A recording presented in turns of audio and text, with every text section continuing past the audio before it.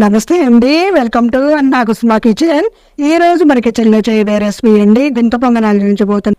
ముందుగా ఒక గ్లాసు బియ్యం తీసుకున్నానండి, ఒక స్పూన్ మెంతులు తీసుకున్నానండి, ఒక నైట్ అంతా నానబెట్టుకున్నానండి. మెంతులు అవి నానబెట్టుకుని ఉదయాన్నే మిక్సీలో వేసుకున్నానండి. ఒక గ్లాసు బియ్యానికి 3 గ్లాసుల మరమరాలు తీసుకున్నానండి. శుభ్రంగా కడిగి వడగిన్నెలోకి వేసుకోవాలండి. చూడండి, బియ్యం కూడా చక్కగా నానిపోయే టైం లేకపోతే ఒక 2 గంటలు నానబెట్టినా చాలండి. చూపించిన విధంగా వేసేసుకొని ఒక మిక్సింగ్ బౌల్లోకి వేసుకోవాలండి. పెద్ద మిక్సీ జార్ వేసుకుని ఒకేసారి అయినా వేసేసుకోవచ్చండి. నీళ్ళు తక్కువగా వేసుకోండి. కావాలన్న పిండి కూడా దీనిలో వేసేసి బాగా మిక్స్ చేసుకోవాలండి. చూడండి, ఇప్పుడు పచ్చిమిరపకాయలు 10 తీసుకున్నాను, అల్లం 2 అంగుళాలు తీసుకొని కల్లుప్పు తీసుకున్నాను ఉంటుందండి. మీకు కావాలంటే క్యారెట్ కూడా తురిమి వేసుకోవచ్చు అండి. నేను ఉల్లిపాయలు 2 పెద్దది ఇంటిషోలో ఒక స్పూన్ వేసేసుకుని కొంచెం గుంతంలో వేసుకోవాలండి. ఇలా వేసిన తర్వాత మీడియం ఫ్లేమ్లోనే కలుచుకోవాలండి. ఎంత ఇష్టపడే వారికి ఇది ఒక మంచి బ్రేక్ఫాస్ట్ వేసాం కాబట్టి నేను ఊరగాయ పచ్చడితో